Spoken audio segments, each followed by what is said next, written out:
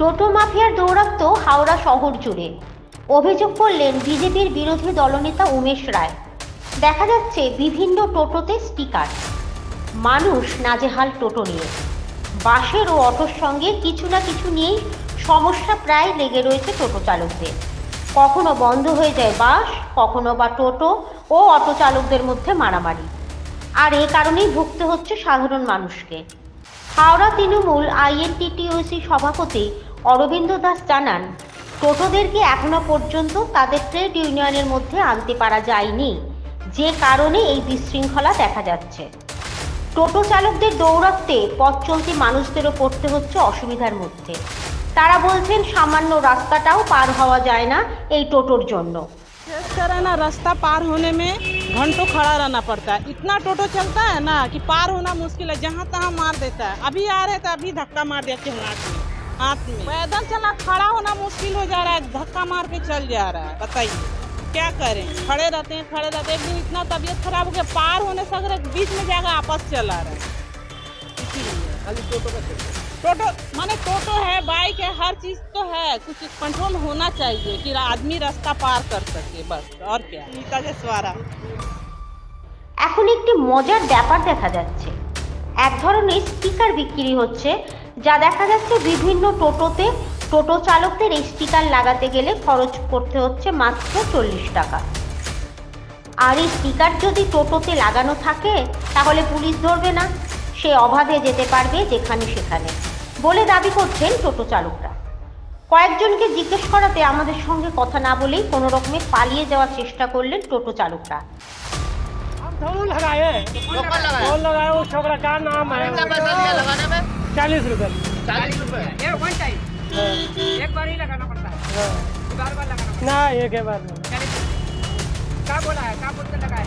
बोला कि इसको लगा लो, कुछ नहीं करेगा। बोला बस नहीं करेगा। कौन कुछ नहीं करेगा? पुलिस। ये लड़का कहाँ रहता है? कहाँ मालूम किधर रहता है। कहाँ क्या करेगा? चमरिया रोड में। चमड़िया रोड।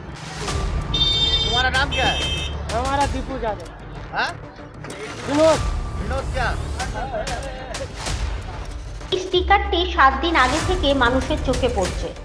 বিরোধী দলনেতা উমেশ রায় জানাচ্ছেন, টোটো চালকরা টোটোর জন্য সঠিক ভাড়া ঠিক হয়নি এখনো পর্যন্ত। যার থেকে যা পারেন সেই মতো তারা ডিমান্ড করেন, আর তার ফলে অসুবিধায় পড়তে হয় সাধারণ মানুষকে। শুধু তাই নয়, তিনি আরও বলছেন যে এই ছোট্ট ছোট্ট যে স্ট্যান্ডগুলো আছে তাদের মাথাগুলো পুলিশের সঙ্গে মিলে রয়েছে।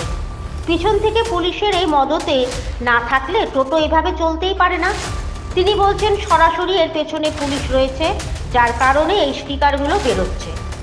সূত্রের খবর, এখনো পর্যন্ত 400টি স্টিকার দেখা যাচ্ছে হাওড়া পিলখানা টোটো ইউনিয়ন বলে। আর এই টোটো ইউনিয়নের স্টিকার যদি টোটোতে লাগানো থাকে, পুলিশ তাদের কোনো রকম ধরপাকড় করছে না।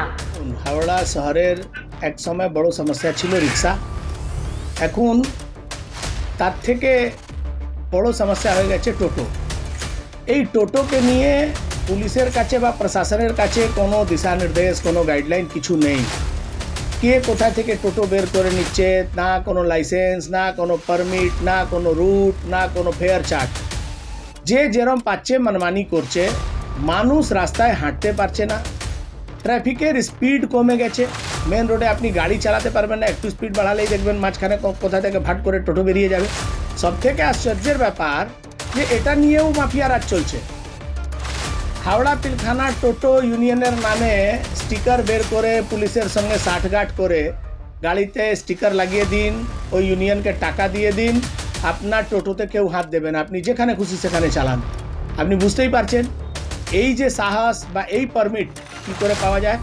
সত্তাধারী পার্টির আশীর্বাদ আর পুলিশের আশীর্বাদ ছাড়া এই কাজ হতে পারে না। সেটা হচ্ছে এই যে টোটোর স্টিকারটা আপনারা বললেন, এটা বিগত 5-7 দিন 10 দিন ধরে আমাদের কাছেও আসছে বিভিন্ন সংগঠন থেকে।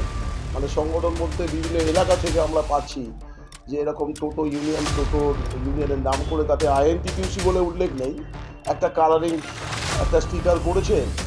তো তাতে হাওড়া পিলখানা বলে যেমন আছে সেরকম আরও অনেক ক্ষেত্রে আমরা পাচ্ছি, যেটা সম্পূর্ণভাবে বেআইনি।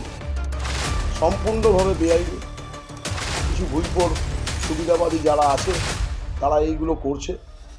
তার জন্য প্রশাসনকে আমরা বলবো কঠোর ব্যবস্থা নিতে। আর একটা বিষয়, প্রশাসনের যেটা বললেন যে 40 টাকা প্রতিদিন, এটা মারাত্মক অভিযোগ। এই অভিযোগের বিরুদ্ধে আমরা আইএনটিটিউসি, জেলা আইএনটিটিউসি তৎক্ষণাৎ প্রশাসনের সর্বোচ্চ স্তর যেটা আছে সেই স্তরে গিয়ে আলোচনা করা এবং কথা বলা। অভিযোগ সবসময় তো সত্যি হয় না, কিন্তু কিছু ড্রাইভার আছে যারা এই অভিযোগগুলো করছে, তাও আমরা চেষ্টা করব আলোচনা করে বিষয়টা। কিন্তু তার খরচের হিসেব পাওয়া যাচ্ছে না। আর কে এই টোটোদেরকে মদত করছে তাও কিন্তু সামনে বলতে চাইছে না কেউ। এখন দেখার বিষয়, প্রশাসন যদি নড়ে চড়ে বসে তবে বেআইনি টোটোগুলো হয় আইনের আওতায় আসতে হবে, না হলে বন্ধ করতে হবে। সেটাও কি সম্ভব? ক্যামেরায় রঞ্জিত পান্ডের সঙ্গে ঝুমুর মজুমদারের রিপোর্ট, হাওড়া।